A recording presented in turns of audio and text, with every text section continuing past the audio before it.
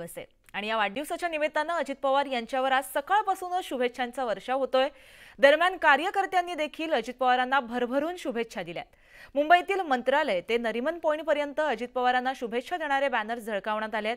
तर दुसरीकडे नागपुरात लाडक्या बहिणींचा लाडका दादा अशा आशयाची बॅनरबाजी देखील करण्यात आली आहे। राष्ट्रवादी काँग्रेसचे नेते प्रशांत पवार आणि बाबा गुजर यांच्या वतीने देखील हे पोस्टर लावण्यात आलेत। तर दुसरीकडे नाशिकमध्ये अजित पवारांचे भावी मुख्यमंत्री असे बॅनर झळकलेत।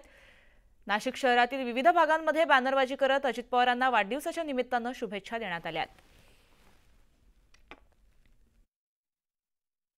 आज राज्याचे उपमुख्यमंत्री अजित पवार आणि देवेंद्र फडणवीस या दोघांचाही वाढदिवस आहे। हा योगायोग म्हणावा लागेल की राज्यात दोघेही सध्या उपमुख्यमंत्री आहेत आणि दोघांचाही वाढदिवस एकाच दिवशी आहे। मी सध्या मुंबईतल्या राष्ट्रवादी कार्यालयाच्या बाहेर आहे, जिथे तुम्ही बघू शकता आहात की अजित पवार यांच्या वाढदिवसानिमित्त शेकडो बॅनर त्यांच्या कार्यकर्त्यांनी पदाधिकाऱ्यांनी या ठिकाणी लावलेले आहेत। अजितदादा पवार यांना वाढदिवसाच्या हार्दिक शुभेच्छा अशा देणारे शेकडो बॅनर या ठिकाणी झळकलेले आपल्याला बघायला मिळतात। नरिमन पॉइंटचा हा परिसर, संपूर्ण परिसर जो आहे मंत्रालयापासून ते नरिमन पॉइंट पर्यंतचा जो परिसर आहे हा अशा वाढदिवसांच्या शुभेच्छा देणारे बॅनर्स, शेकडो बॅनर्स या ठिकाणी लावलेले आहेत। असेच बॅनर भाजप कार्यालयाच्या जवळ देवेंद्र फडणवीस यांना शुभेच्छा देणारे सुद्धा लावण्यात आलेले आहे। आज सकाळी खासदार सुनेत्रा पवार ज्या अर्धांगिनी आहेत अजित पवार यांच्या, त्यांनी गुलाबाचं फूल देऊन अजित पवार यांना शुभेच्छा दिलेल्या आहे। त्या शुभेच्छांचा स्वीकार अजित पवार यांनी सुद्धा अतिशय विनम्रपणे केलेला आपल्याला बघायला मिळतोय।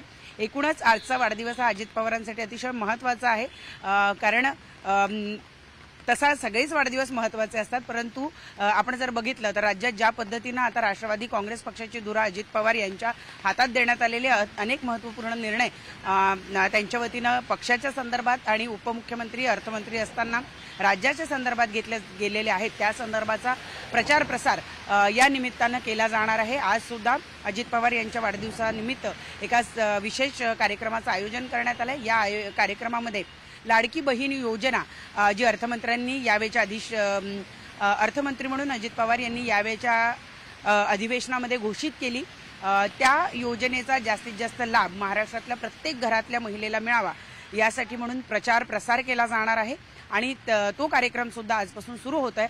तुर्तास मुंबईच्या नरिमन पॉइंट परिसरामध्ये राष्ट्रवादी कार्यालय असो किंवा मंत्रालय परिसर असो, अजितदादांना शुभेच्छा देणारे शेकडो बॅनर आपल्याला बघायला मिळतात। जर्नलिस्ट प्रवीण शेट्टीसह प्रणाली कापसे, न्यूज 18 लोकमत, मुंबई।